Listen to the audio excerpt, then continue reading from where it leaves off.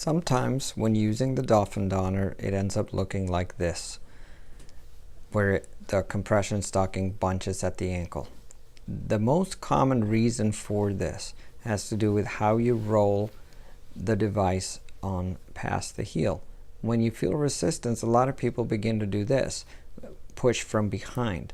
That causes the DoffnDonner to fold on itself and leave the compression garment wrinkled. Instead, pull the DoffnDonner on from that end like I'm showing there in the video.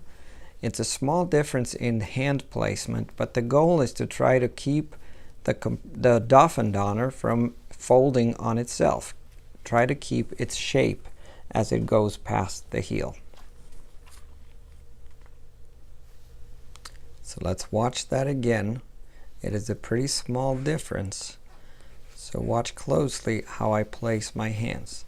The key is to try to not do this, where you push from behind and allow it to fold on itself, but rather place your hands in that end of the donner and pull it while trying to keep its shape, trying to keep it smooth and flat as you come past the bend of the ankle.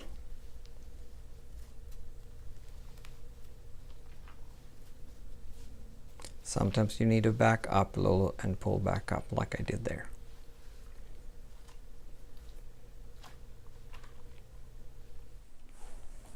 So thank you for watching that little troubleshooting video for the DoffnDonner. If you subscribe to this channel, you'll find more troubleshooting videos and also other tips and ideas of ways to put on compression garments and other tips for making life easier. You can also find more videos on the DoffnDonner by clicking the link to our website. On the store page where the DoffnDonner is available, there's a video tab where we have collected all the videos about the DoffnDonner. You can run into different problems like this, but over the years we've learned different solutions and we like to share those with you. So I hope to see you on your website, and good luck. Don't give up.